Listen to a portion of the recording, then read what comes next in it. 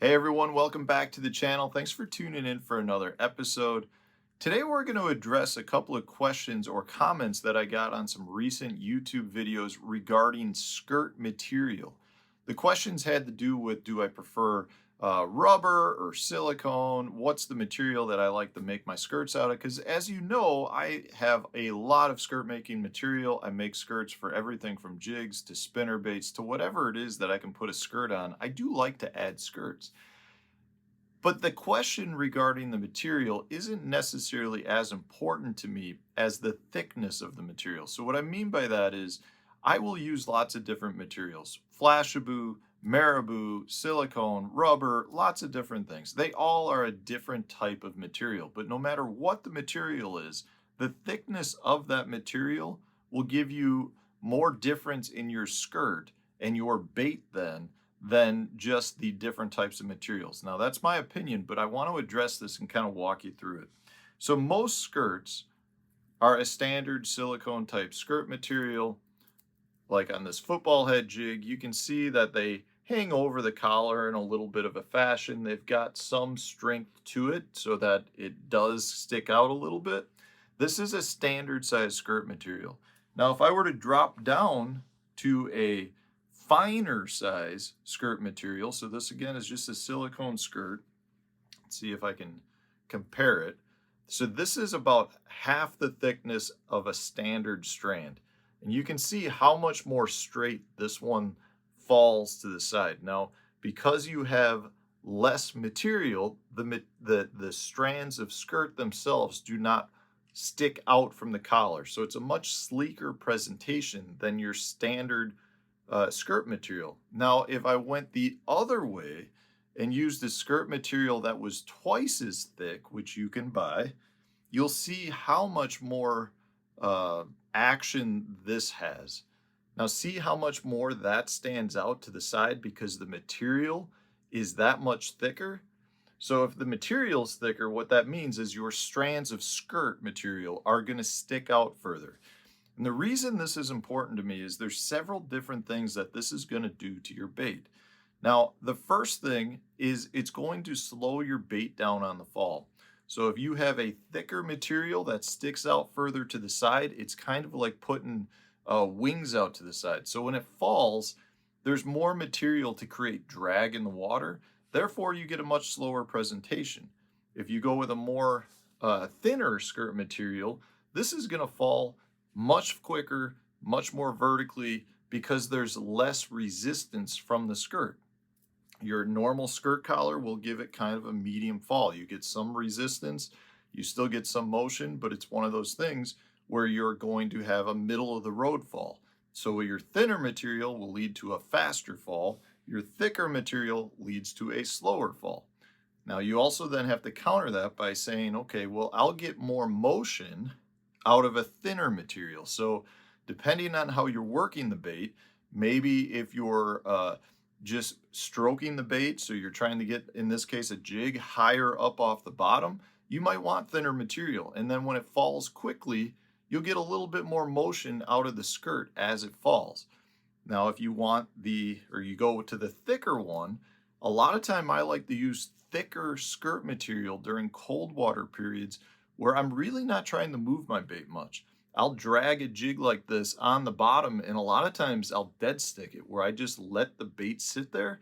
But the skirt material is so thick, you get more motion out of it, even when your bait's not moving. So with the thinner material, I need to impart the action into it. But once I create that movement of my bait, I'll generate more movement of the skirt. I can get more movement out of this skirt with less movement of the bait itself. So you kind of got to recognize there's differences there regarding that. The next thing that really is important to me with respect to skirt material is the water clarity. If I'm fishing really muddy water, a lot of times I like to go with a bigger, bulkier skirt because these will create more water movement. More water movement in dingy, muddy water means the fish have a better ability to track it because they can pick up the movement of the skirt better through their lateral lines, which allows them to find it. In clear water, I like to go with a very thin skirt material because I'm not looking for the fish to get a great idea as to where my bait is. I almost want to surprise them more versus trying to give them all kinds of different sounds and vibrations to track my bait. They can see it from a long distance away. So the better they can identify it, the better they can see it from further away, a lot of times means they're going to turn away from it because they recognize that it's not actually a food source. It's, could be potentially an issue for them or a red flag for them. So from that standpoint, watercolor comes into the choice quite a bit as well. The last thing has to do with what I was saying before about how I'm working the bait.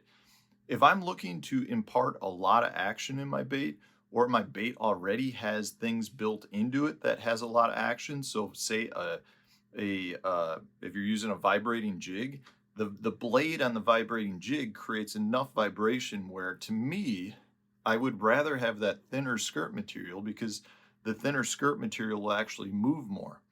If I use a thicker skirt material on a vibrating jig, the thicker material will actually act as brakes to the bait. It'll actually want to hold the bait more in place and limit the amount of vibration. So a lot of times it really comes down to bait choice as well as to which material I want to use. But it's not simply just a question of which material do you like. For me, generally speaking, it's more about the thickness of the material or a combination of materials to achieve different things. Meaning, if I wanted to maybe get a little bit more action out of a thick material, I could add some tinsel or flashabou or marabou to it, which moves really freely in the water. So even though I'm not necessarily getting a lot of movement out of the bait because of the thicker strands of skirt material, I could add a few other things to it to really generate some additional movement.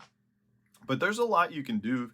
I think it's really a valuable thing to an angler to be able to build your own skirts, play around with the different materials. And even if you don't do that, when you go to your local tackle shop, you can still compare baits really easily to fit the needs that you need based on just looking at the skirts. If you have the ability to actually hold the bait and see what the skirt does when you hold it up and compare two skirts, two different baits with two different skirts, you'll get a much better feel for how that bait's going to react for the conditions and the lakes that you're fishing.